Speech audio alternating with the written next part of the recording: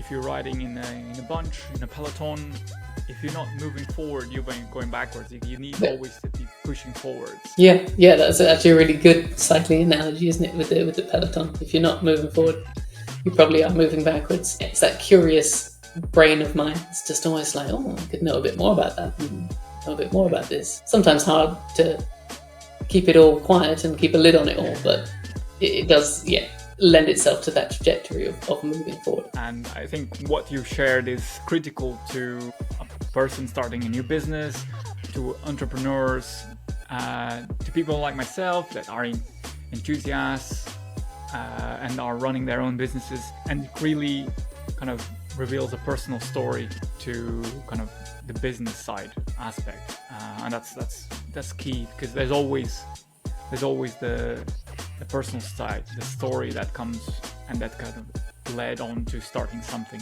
and that's really, I think, inspiring to many.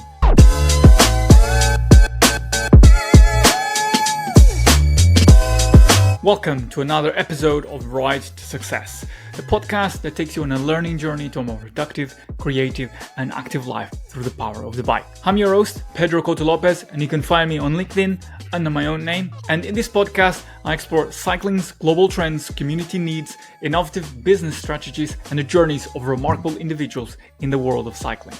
Today, I'm joined by James Harrison, a chartered engineer, renewable energy expert, entrepreneur, and yes, a passionate cyclist. James is the founder of Souplesse Cycling, a subscription service dubbed the HelloFresh for cyclists, and Q-Bike Wheels, a brand bringing high-performance carbon wheels to more riders through smart design and fair pricing. In this conversation, we unpack James' unique perspective as an essentialist and creative problem solver, how he went from commuting on an old mountain bike to racing as a competitive level, and how he built two purpose-driven businesses aimed at making cycling easier, better, and more joyful. If you ever wonder how to turn your passion into a mission, how to balance innovation, community, and fun, this episode is for you. So let's get back to the show.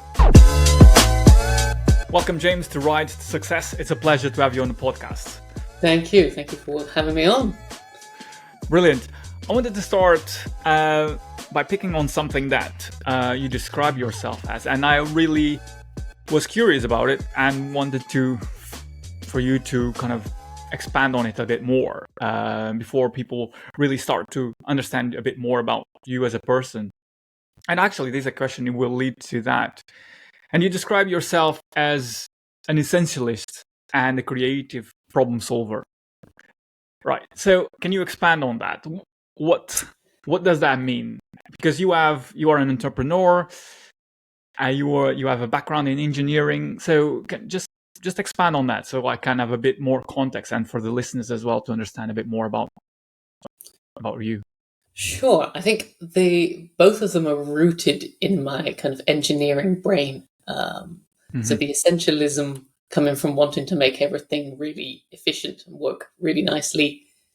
Actually, maybe even efficiency is the wrong word, more effective. Like, you can do something really efficiently, but that could be, say, the wrong thing to be doing, or not the most effective thing to be doing. Yeah. So the essentialism is really focusing on the things that you can do that are really effective and doing those really efficiently. So I think that comes a lot from an engineering mindset, and a bit of a habit that I've had to force myself into. I have that curious mind that sees almost anything and everything and is kind of interested by it and intrigued as to exactly how that works. And so I have to kind of remind myself, okay, no, this is the direction I want to go in. We're sticking to that. That is the essentials, and not diving off down different side quests. And yet, creative problem solver, that comes from engineering. Like, I see problems everywhere, and then my brain goes into how to solve them, or even sees solutions, sees how people have solved problems. And I found myself, I was at a music concert in a small venue, and I was looking at how they'd hung the lights, and I was like, well, that's a very interesting, how do they do the sound dampening? And like, I see the problem and how it's been solved. I think it's part of the engineering mindset. Yeah. That have drilled into me. I mean, I can see that. I can see that with your background as an engineer, you want to try and understand the problems, understand the intricacies of the kind of, well, how things work, really, basically. Pretty much, yeah. And yeah, so I think we're going to kind of all that, because we're going to return to that later on in the conversation. And I wanted to start by also understanding another facet of you, which is your interest in cycling. And you came relatively late to cycling. I mean, I guess so as I. So, can you take us back to your first ride in 2015? Why Yeah, did you do absolutely. it? Yeah, it all started as a way to get to work. A few of my colleagues cycled in, Okay. and I thought, yeah, why not? It was quite, for me at the time, a distance. It was 10 miles each way. Oh, that's pretty. That's quite a long distance Yeah, I whipped an old to launch mountain. yourself into commuting to work. Yeah, But whipped an old kudos to mountain you. bike out of the garage and yeah, powered that in and home, and a few times got very red faced and very out of breath trying to pedal an old mountain bike back uphill. It was all the way home. But something clicked. I really enjoyed it. I kept doing it more and more, and ended up the engineer in me going, well, how can I make this easier or faster? So you end up with the mountain bike with slick tires on, and you get some clipless pedals, and you start upgrading, go, well, actually, I'm going a bit quicker, until eventually a road bike needed to be bought, and it was instant speed boost, like instant upgrade, lighter, faster. Okay, so let's just pause quickly there, because I mean, I'm imagining what you just shared already with us. I'm imagining you just tinkering and looking for parts and researching for hours on end, trying to look for the best parts for your bike. What was the time frame between you started riding your mountain bike to work 10 miles each way to getting your road bike? I'm just out of curiosity. It was pretty quick, I'd say, probably Yeah. 9 months. 9 I months, was. yeah, 6 to 9 months before Yeah. I no, Okay. this is just not. I think if you want to picture me starting out, it was almost like if you could picture the most inefficient setup. That's what I had, like baggy shorts, baggy t-shirt, old hardtail mountain bike. Yeah, and then just kind of learn everything from there by Yeah. going, actually, you know what? That's holding me back. That's holding me back. I changed that. Yeah, I just got Yeah. really into it because there were so many problems to solve, as it were. Yeah. No, that's. I asked that question for a very specific reason, because, like I said, I also came late to the sport. I started cycling in 2012 in London, also Mhm. very much because the same reason as you just described, because I wanted to cycle to work as a better way to commute. And yeah, the time frame between me getting my secondhand bike, like a hybrid, to me getting a basic entry-level road bike was 6 months as well. And it takes, there was a lot of mistakes made in that time frame. So I mean, I could, yeah, but this is about you. So I'm just interested, what mistakes did you made during that kind of 6 months and afterwards, as you are starting cycling, as you are learning about the different parts, the different communities, clubs, racing, whatever. What kind of, what were the stumbling blocks, if you will, of your journey? I think I stumbled on just about everything. Like I said, my initial setup was about the least efficient thing you could imagine. Yeah, I remember learning about tires, and initially I went for, well, I'm commuting, so I need tires with lots of puncture protection. And it turns out those are actually quite slow. So, those lasted maybe 3 months before I was like, no, I need faster tires now. So, and then even simple things as going, well, I need some tire levers. I get some cheap ones. And as soon as you use them, they snap and just, yeah, that's no good. Obviously, had the clipless pedal fails when you forget the first few times, and you just very Yeah. slowly topple over. Yeah. Everyone can relate to that. Yeah. Yeah, I was speaking to someone the other day, and they're like, "I don't think I've ever done that." I'm like, "You're not a proper cyclist, then. If you haven't done that, then that's a rite of passage." I wouldn't. Yeah, I would definitely say it's a rite of passage for sure. I mean, I'm also interested to how far did you take it? Because you started back in 2015.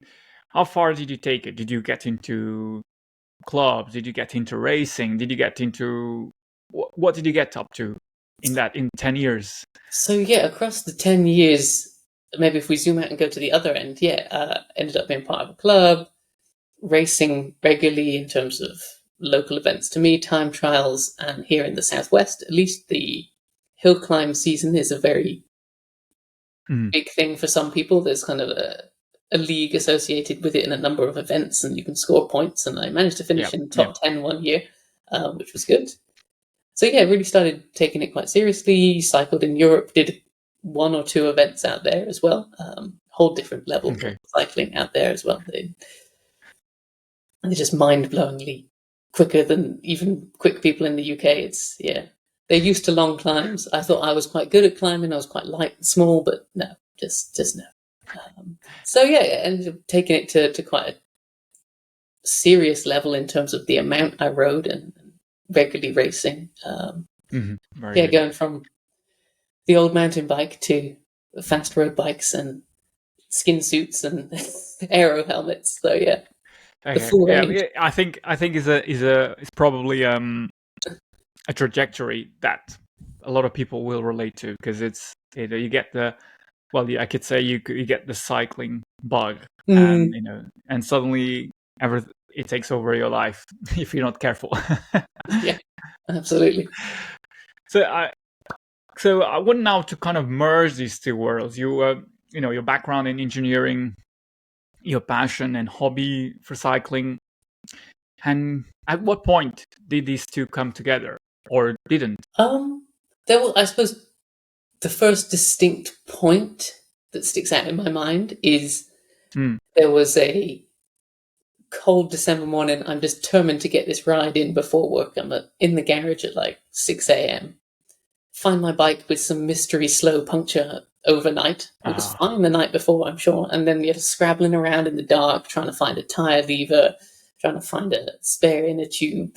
I'm sure I'm quite organized, but can't find anything. And it's just so hard to get out of the door. That was the first kind of, it really shouldn't be that hard moment, which kind of planted the seed of a problem in my brain. Over the next few weeks, I kind of looked around to see if there was a solution out there. There seemed to be kind of nutrition bundles or cleaning bundles. So it got me thinking, could I create something that spoke to more of the whole experience, kind of a monthly box of essentials that have already been tried and tested, so you're getting good quality, that just turns up every month and you don't have to worry going out the door, have I got enough gels, or where's my other glove gone, or are these tire levers going to snap the first time I use them? Those sort of the little details that can make it so frustrating just to get out the door, or even when you're out on a ride and something lets you down. So, can someone solve that problem? I thought, you know what, maybe I could solve that problem. That was the merging of the two worlds, is I had a problem and I couldn't see that anybody had solved it. So I was like, I'm going to solve it. Sounds very much like kind of the prototype startup model. Yeah. Person has a problem. They have each they want to scratch, and they find through many trials a solution to that problem that hopefully relates to many other people. I mean, you mentioned that you learned everything the hard way when you started cycling, and kind of as you transition from engineering background to an entrepreneur building Souplesse cycling, what were some of the key lessons that shaped you, who you are today, and how you have implemented it in the business? Yeah, I suppose that initial curiosity remains. So kind of encountering everything I say the hard way, just I hadn't grown up cycling or in cycling clubs, so I just had to learn everything, which is fine with that curious mindset. So that remains and stays in everything I kind of do entrepreneurially day to day. But there's also sort of from trying and failing so many times in cycling is that persistence, also important and carryover in business. Having started out where hills local to me were unclimbable, sort of trying and failing and promising myself a reward if I ever make it up that hill to, like I said, ultimately racing at quite a decent level. So it's all that kind of persistence and the patience, as well as I think humility in cycling. There's always someone that's going to be quicker than you. There's always a way that it'll bring you back down to earth. I remember a good example was I was actually out in Austria, went up the Grossglockner Pass, which was 1,800 meters in a single climb. Good hour and a half of climbing. Epic. Plus, with the last bit on cobbles, I made it to the top and without stopping, feeling pretty good. I'm quite proud of myself. You're now at altitude, which is my excuse. I'm not used to being 2,500 meters above sea level. And there's various different viewpoints you can kind of sort of scoot around to and look out. And I just get to one of them, completely forget to unclip. I've been cycling 7, 8 years by this point, and I'm still there doing that slow motion thunk onto the floor. So it doesn't matter how good you think you are at cycling, it'll humble you. So keeping that humility comes from cycling as a lesson and then translates well into the business space, because there's always feedback you can take from customers, always more you can learn, always ways to improve and improve the value of your product. So not just being this is the best, you shall all come and buy it. It's keeping that humility to be curious, I suppose, as well, to learn and grow from the feedback. I suppose that's a brilliant insight into how kind of you position yourself as a leader of the business, as stepping back and wanting to receive feedback and have, by the sounds of it, honest exchanges with the customer, with the people that are actually testing the product, to see if it resonates, to see if there's improvements to be made. And I think that applies to anything in life. Because if you're not listening and if you're not learning from your mistakes, then you're not improving. You're not moving anywhere fast. And you mentioned that you found joy in kind of writing and kind of finding new ways of improving your writing to work. So I wanted to build on now, to understand kind of your enjoyment of riding bikes, from a beginner level to a kind of more advanced level, racing, as you described it. As your enjoyment of riding bikes changed over this time period, because it's quite different, the level that you rode back in 2015 to what the level you've described, racing in Europe or racing in UK. I'd say it's gone through phases. Certainly, initially, there's lots of the big performance wins, or free wins almost, apart from the fact you have to invest money in them. That came from changing from a mountain bike to a road bike, and then some faster tires and carbon wheels and all the various upgrades. Those are obviously very enjoyable times, but I was reflecting on it just the other day, actually, that I get a lot of enjoyment about pushing myself and testing my limits and being at that edge of being the best I've ever been at something. So essentially my entire progression from 2015, through to maybe not so much in the last year, having had more time to focus on these businesses and less time to ride, but all that time of being on the edge of being the best I'd ever been, or not being quite sure whether I was going to achieve a higher FTP in this FTP test, or how I was going to do in that race, and sort of being on the edge of pushing my boundaries is something that gives me great enjoyment. And cycling is the perfect vehicle for that. and I've been almost constantly improving from 2015 onwards. So it's constantly provided that same level of thrill for me, the kind of fear of, can I actually do it, or how am I going to perform, and then the achievement when you do, and just over and over again. So yeah, the excitement hasn't really changed, because that's where I get the buzz from, is that kind of pushing my limits. And I kind of wanted to build on that, because it's such an interesting topic, like pushing your limits.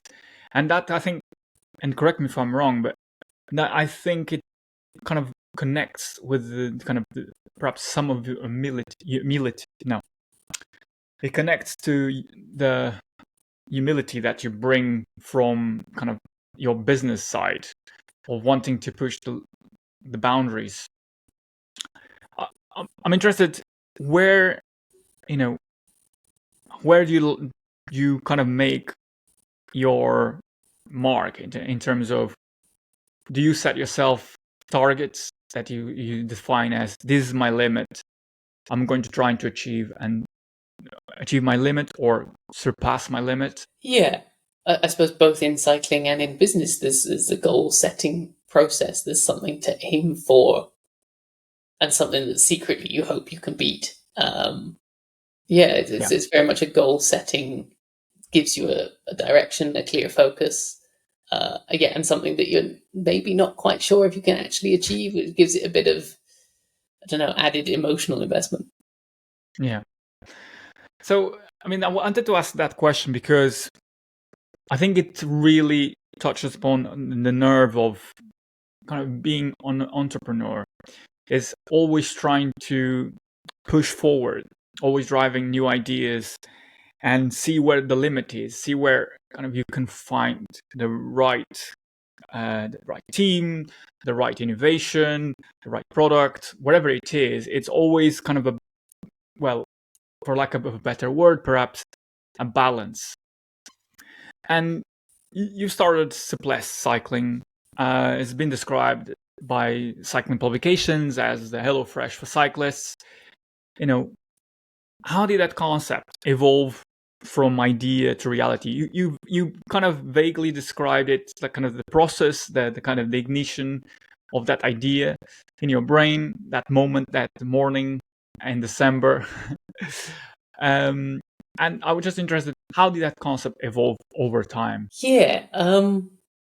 Where should we start? So with that kind of initial idea of maybe I could create something, and with hindsight, I think this was a backwards approach, but it was because it hadn't been necessarily created before. I started with the supply side. It's like, could I get hold of everything that I would want to put in a box? Could I get hold of decent nutrition and hydration products, tools, and so on? So at first it was a little bit of a supply chain kind of entry point to understand whether I could make these boxes.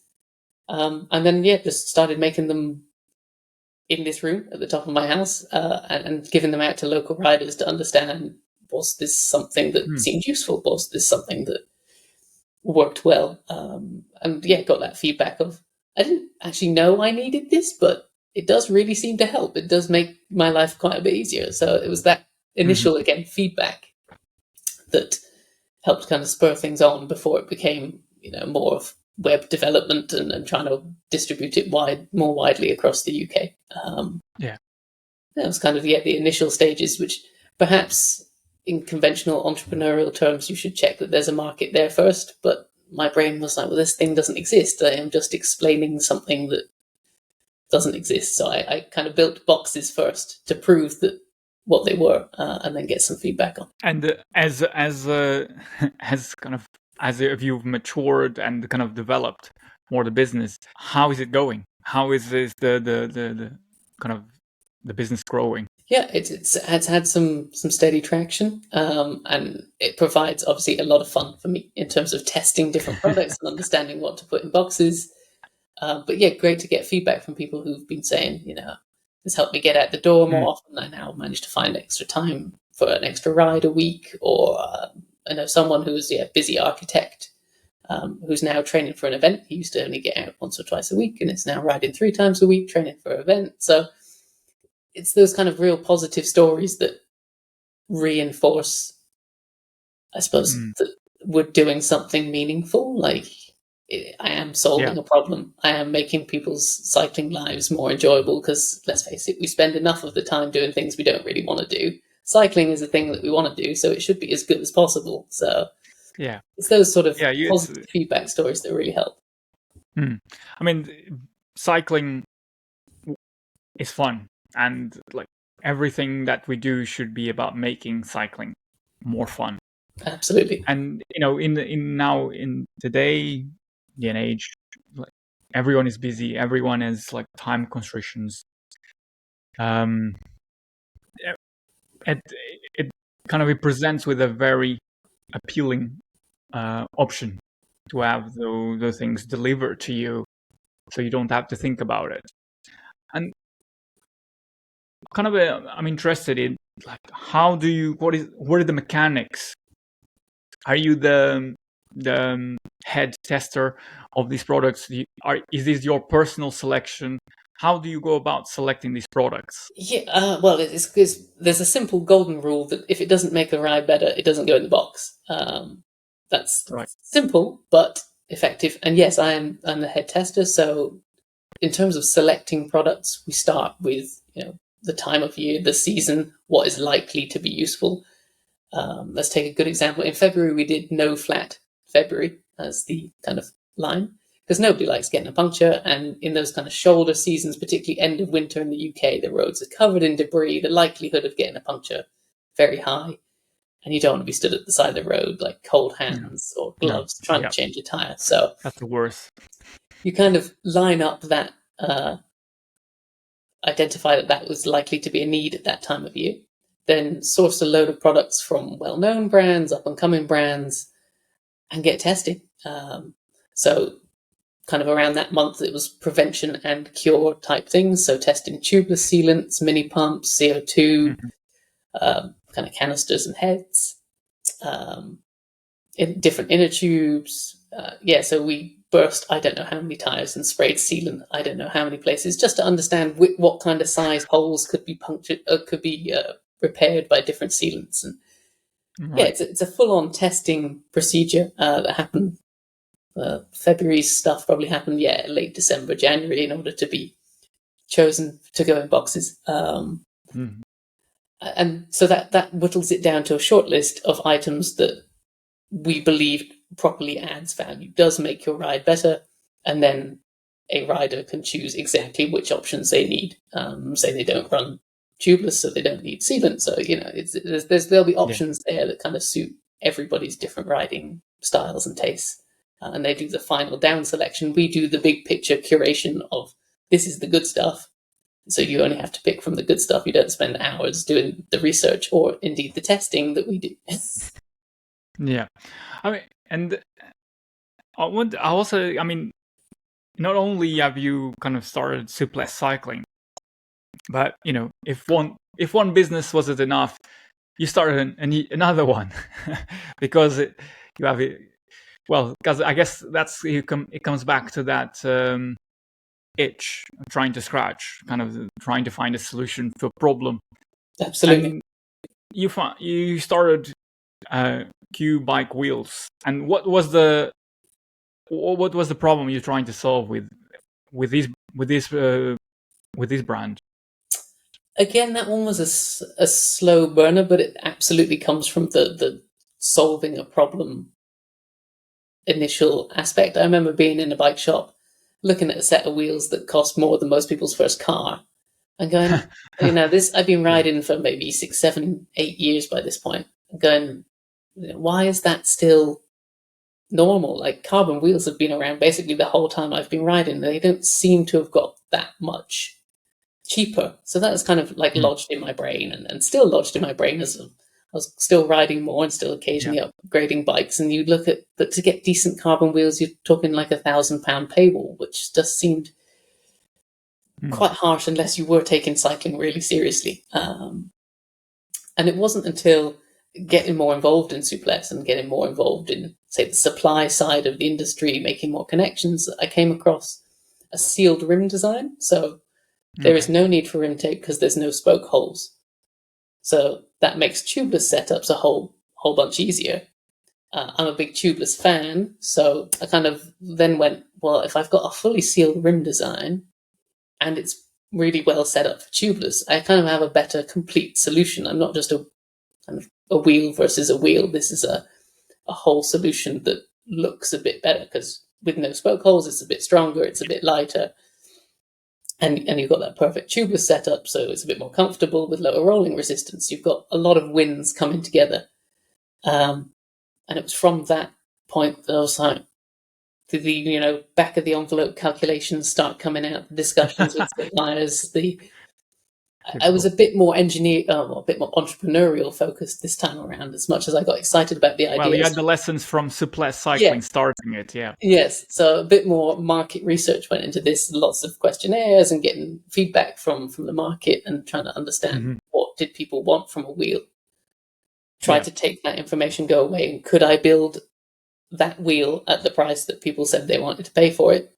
Turns out the answer was yes. So it solved that problem. It really sits in that gap between like top end alloy and bottom end of decent carbon performance. We kind of bring that carbon performance and sit in the middle. So you're talking at performance carbon at 1,000, top end alloy at 500. We kind of sit £600-700 for performance carbon wheels by simply focusing on the bits that matter, that deliver value to people. It's not got flashy branding. It's not got celebrity endorsements, any of that. It's purely focused on the performance of the wheel.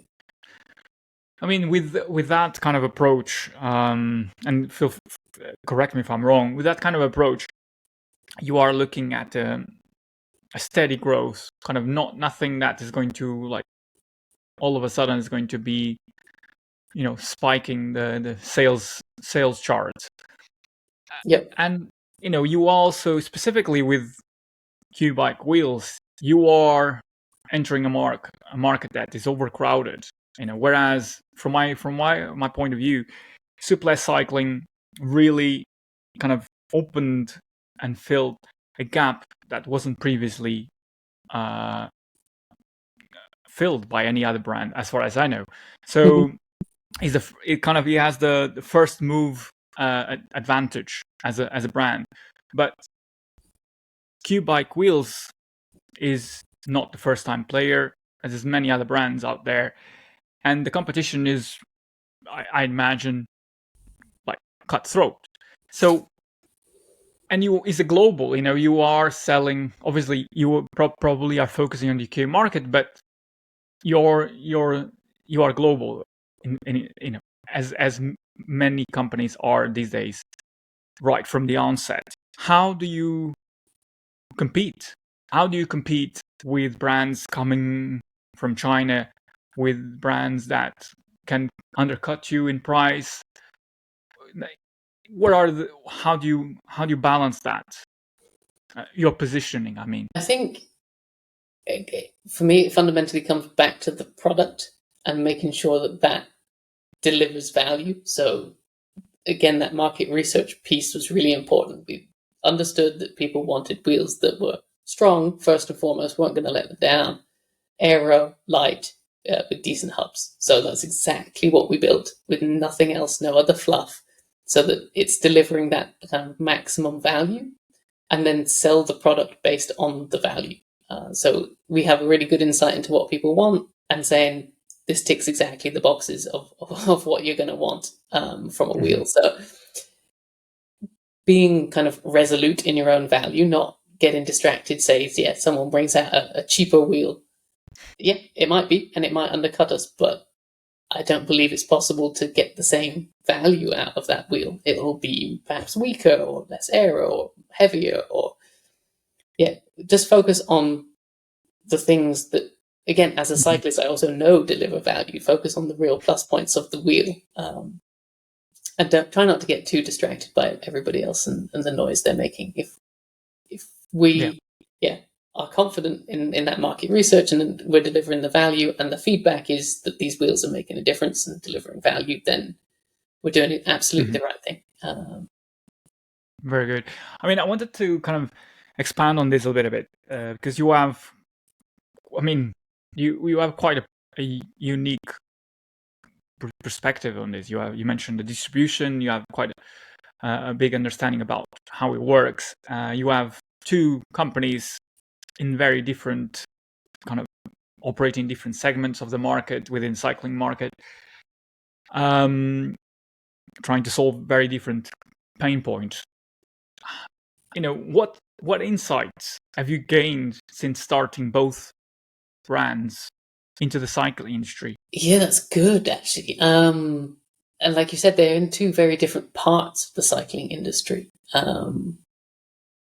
I'd say on the Souplesse side, it's that people are busy. That was kind of the tick point behind the thing, but also they get overwhelmed with the amount of cycling content available to them. So like a marketing side of it has been a big learning curve for me, and kind of learning the way that operates and how to cut through all that noise. Understanding, just the sheer volume of stuff that kind of gets put in the direction of cyclists, and you're busy enough as it is not to read whatever it is, 20 different ads for different bikes and different kit and different this, that, and the other. Just understanding that people really don't have the time, which can be challenging when you have something, like you said, like Souplesse, that hasn't really been done before, so it takes a little bit more explaining. Which is why I have that love-hate relationship with the HelloFresh for cyclists, because that does quite quickly give you a pretty good idea of what we do. It's not really quite like that. People go, "Oh, it's just food." Then I was like, "Oh, no, it was close." It's close. It gives you a good first step. So how would you describe it then? I'd say it's a personalizable box of curated cycling essentials. So it's more than just nutrition, and it's maintenance and tools, but you can also customize it, so you're not worried that you're going to end up with 4 chain lubes because you still haven't used them all, and it just keeps turning up in this box every month. You can tweak it and change it for exactly what you want it to be. I think you mentioned as well. Clearly, I think that. I mean, I will leave that to the listener to make their mind about what is the best way to describe the product. But I wanted to touch as well on the choice factor, because as you rightly pointed out, we are bombarded with ads, we are bombarded with content, we have multiple choices. Some people would argue that we have too many choices, too many bikes to choose from, too much kit to choose from, too much nutrition products to choose from. And there is a beauty in having fewer choices, in relying on 2 to 3 trusted products. And from what I stand, Souplesse cycling, it's involves a lot as a business model, involves a lot about building credibility and trust within the customer. So how, you touched upon a bit briefly before about testing the different products and making sure that these products bring you the most enjoyment and make your ride better. But how do you quantify that? It's a good question in terms of quantifiability. Quantification of it is hard. It's easier to describe qualitatively. Like we release generally blogs or our newsletters about the curation process that we've gone through that month. So you get a bit of insight into how we tested things, how we did things, why we think the things that made the cut are worth it. Goes along with kind of there's a blog on each month and what we've put in the box and why we think it's great. So it's more qualitative than quantitative, and it depends how people use things and where they're coming from. Like you can promise this chain lube is however many watts more efficient than another one, but if they aren't using that other one to start with, then it doesn't really mean anything. We're just out to deliver the best products we can find in terms of all-round usability, not just headline stats. So it's a bit more qualitative than quantitative, I suppose. Okay. Which cycling is about at the end of the day. As much as I am a data nerd, it is about the feeling and the enjoyment you get when you're just out on the bike. You don't necessarily know that it took you 2 more watts to go along that flat segment of road. You really have no idea. If you're having a good time with a smile on your face, it doesn't matter. Yeah, for sure. I mean, I can attest to that. It's more about the moment, how you enjoy the moment. Some equipment may help to bring more joy, but I think it's really about you, how you are feeling that in that moment, that kind of defines the joy that comes from riding a bike rather than the equipment. Yeah. And and I think it's important to remain and to keep yourself grounded in kind of also kind of having a bit of intuition about what makes you feel better. Because yes, as you mentioned, data, you can override with data, and your brain can only take so much of it before you start rejecting. And I guess what the kind of I'm trying to bridge is the fact that there's kind of perhaps a balance that needs to be kind of kind of created here. And I wanted to kind of bring you to kind of a more personal side here, and because balancing two businesses, I imagine is quite difficult. I don't know, but I have you to tell me how is your experience of that, and so how is it to balance two businesses? I'd say it helps, if we go back to the very beginning of this conversation, that I'm quite an essentialist. So I will spend time at the start of each week or the end of a week, depending on how you want to look at it, go and get my head out of the details and keep focusing on what direction this business wants to be going in, what direction this business wants to be going in. So it takes some carving out some specific time to be very strategic and make sure that the actions I'm taking in both align with the direction and the trajectory that I want both businesses to take. Then it's still a lot of work, but then you're a bit more confident that every action you're taking is pushing your business forward. So it does take that bit of cognitive planning and being quite strategic, but yeah, of course, still keeps your week busy, but you have a bit more, I don't know, that warm, fuzzy feeling inside that I'm doing this and this is the right thing to be doing because I've taken the time to step back, look at the big picture and go, yep, we're heading in the right direction if we do that. Yeah. Do you have any weekly habits that keep you grounded and productive as a founder of two businesses? I'd love to say it was all like early morning rides and deep focus blocks. The reality is a little bit more chaotic. There is probably three things that I do that really keep me on track. One is I try and do something for my body first thing in the morning, almost every day, whether that's getting a good ride, whether I only have time to nip to the gym or go for a run. I know running as a cyclist, it's a bit weird, but yeah, I'm starting to get into it. Who knows, triathlon on the horizon. Just need to add a swim. Okay. Then the second thing is I will take some time, almost also pretty much daily, to kind of check in with my values and check in with the mission statements for each business. That really gets the fire going and the tenacity to keep pushing forward. And then, the third component we just touched on was that weekly planning. Stepping back, looking at the bigger picture, making sure that both businesses are heading in the direction of what actions am I going to take in the next week to keep them heading in the direction that I want to. Carving out that planning time is probably the most important. But yeah, the kind of, like I said, on the more personal side, the moving my body gives me like that sense of achievement early in the day.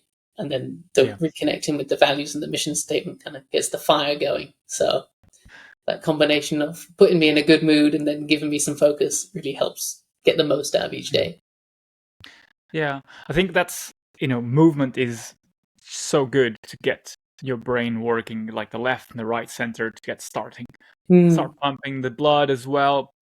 But what I think what surprises me from your response is also the daily check-in to make sure that your values are aligning with the mission or both brands. And I think it can go so underrated that the fact that you do this every day is to make sure that you are in the right trajectory and you feel, I guess, honest with where you're going. Is there any journaling, any kind of other techniques that you use, or is you just do a kind of a I'm just kind of interested to see how that look like, because you can have a fleeting second out of your day where you say, yes, that's the mission, yeah, that's where I'm going, and then you move on with your going cleaning the dishes. So how do you kind of plan that into your day? How does that happen? I try and catch myself as soon as I sit down at the desk. That's the check-in time with the values, with the mission statements. Because, like you said, it's the first thing to go when you're busy. You're like, oh, I can save 5 minutes. It's not that important, but it really, to me at least, is that important, because Mhm. it really helps laser focus in and keep heading in the right direction. And you touched on some journaling aspects. I mean, I write a lot of notes anyway, and sometimes I just really need to. I have so many ideas floating around, or so many different plans. I do just have to. I guess it's a form of journaling. Write it all out and try and figure out which order or which bits actually Yeah. again align with those values and mission statement. So it's good to check in with those, because you may see some cool ideas happening in other industries or piece bits together, but does that actually align with what you want to do? Does that actually serve Mhm. the direction you're heading in? Sometimes no. So yeah, writing is a very good way to calm my very fast and curious brain that always has about 50 ideas bouncing around in. Yeah, certainly.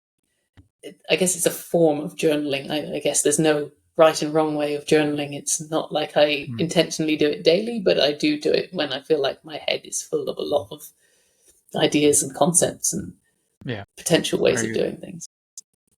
I think it's it's whatever suits you, and wherever gets you to closer to the mission, closer to the values that you want to be surrounded with. And I think looking back at your journey, I mean,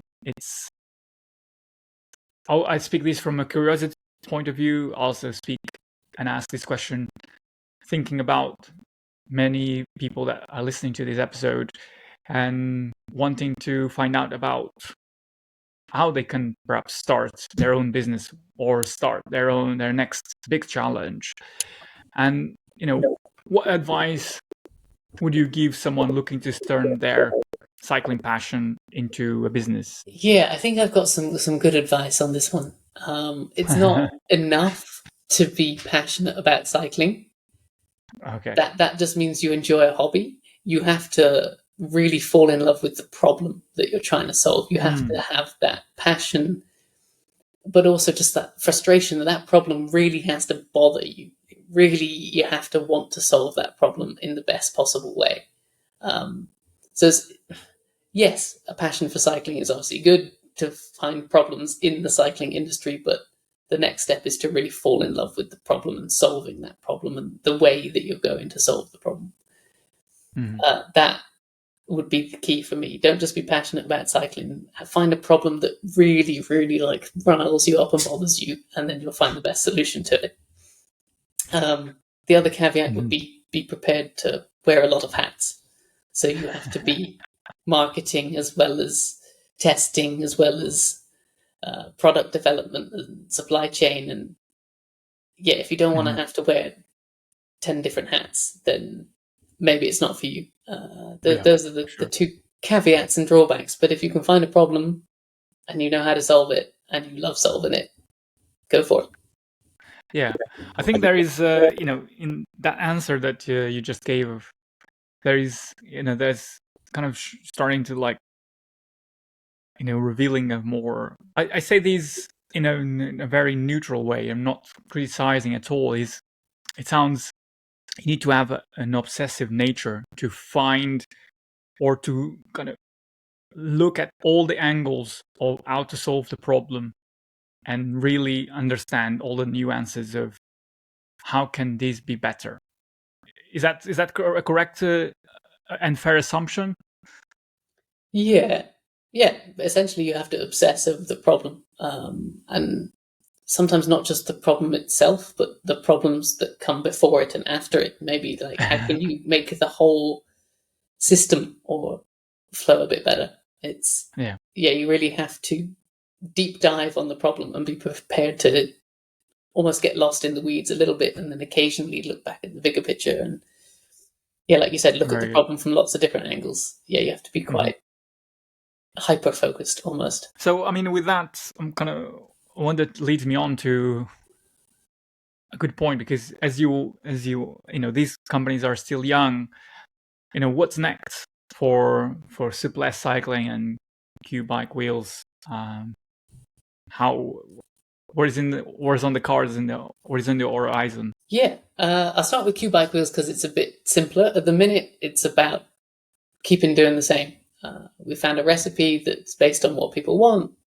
People are buying them, enjoying them. It's just about keeping quality high, listening to feedback, and getting more wheels out there. So starting to roll out globally as well as started out here in the UK, but looking to distribute more widely around the world, get more people on those wheels. So it's kind of consistency and more of the same for Q bike wheels. Right.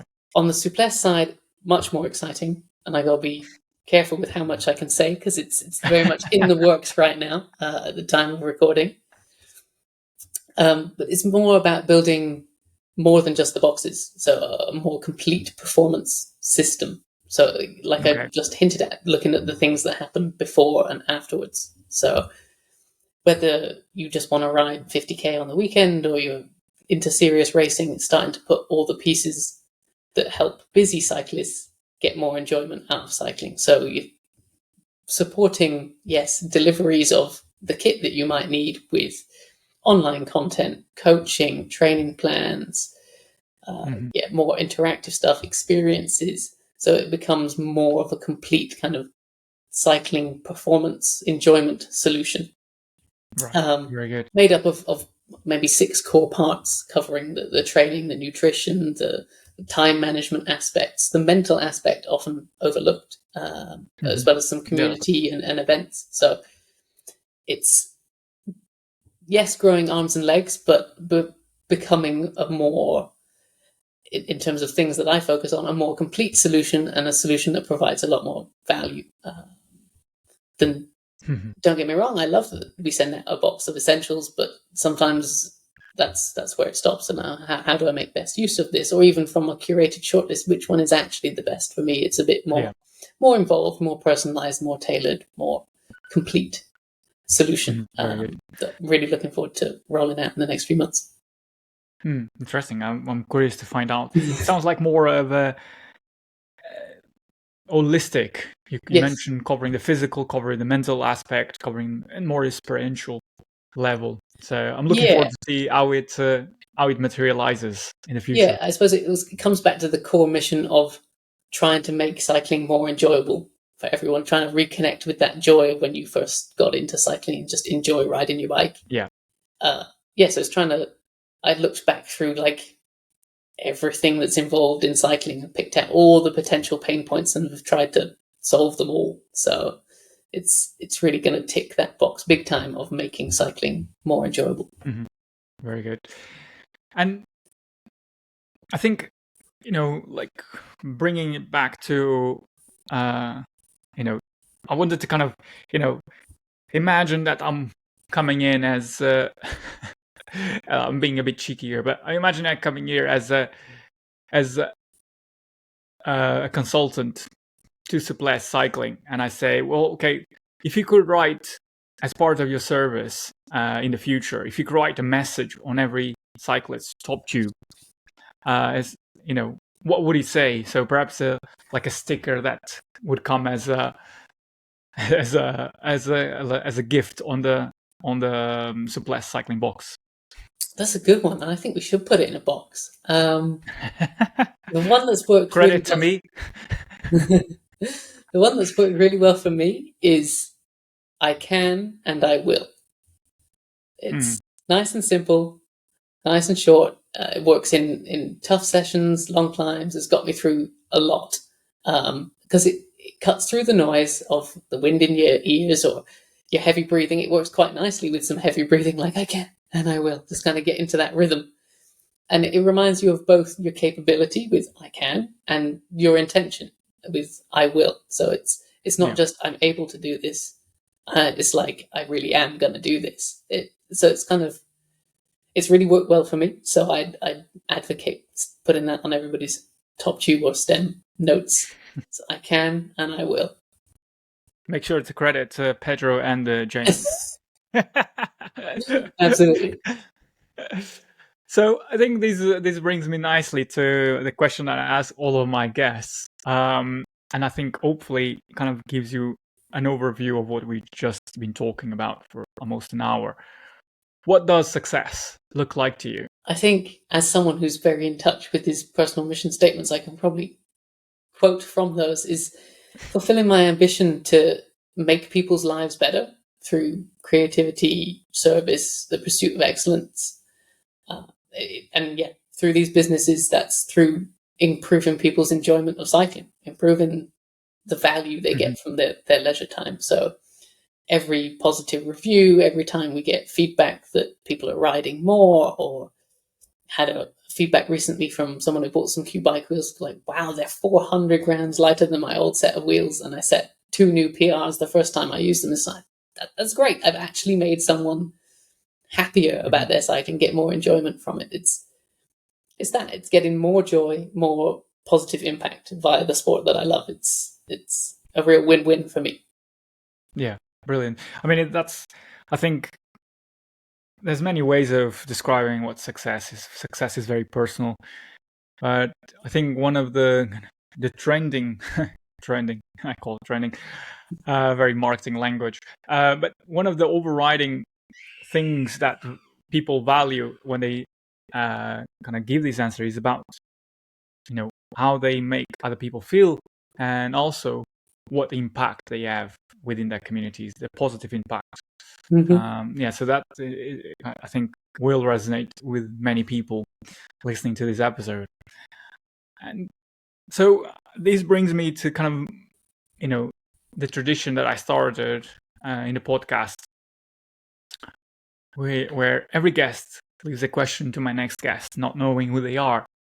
So the question that was left for you is the following: when was the last time you learned something for the first time? Ooh, when was the last time I learned something for the first time? I try and spend a lot of time learning, so that's hard. It's like, was the most recent? Like, I consume a lot of books and I try a lot of things. I'd say probably the last thing that I learned for the first time was, I suppose, a bit business related, but I've been learning a lot about the art of structuring business acquisition deals. So, Very good. and the flexibility in the terms that you can put into that. The kind of acquiring any business is very unique, and is as it's kind of an entity or an agreement of itself. There's not really standard contract terms, and yeah, learning lots of ideas about, say, you identify a particular risk with that business that you're not 100% comfortable with, you can deal with that in the terms and conditions in some way, shape, or form through some kind of risk sharing with the vendor Mhm. and so on. So it's, yeah, kind of very, sorry, detailed entrepreneurial No, piece no, of no, no. learning there. But It's brilliant. It's brilliant. I mean, that's why that's why I love these questions, because it just really pulls the curtain and kind of sometimes put people's on backstep.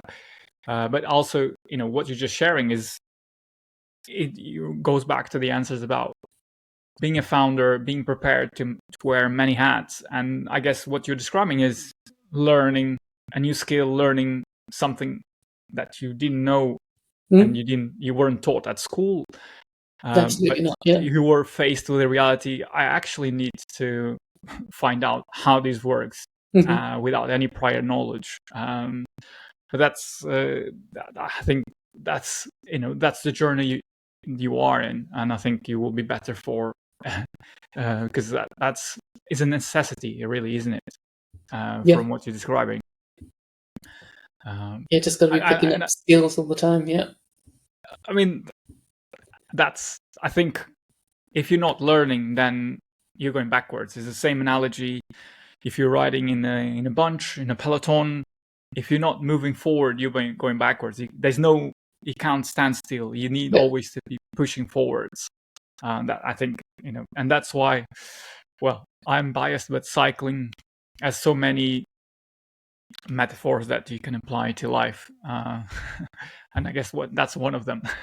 Yeah, that's actually a really good cycling analogy, isn't it? With the peloton, if you're not moving forward, you probably are moving backwards. And I absolutely agree with that. Always trying to learn new things and pick up new skills, and it's that curious brain of mine. It's just always like, oh, I could know a bit more about that and know a bit more about this. It's sometimes hard to keep it all quiet and keep a lid on it all, but it does, lend itself to that trajectory of moving forward.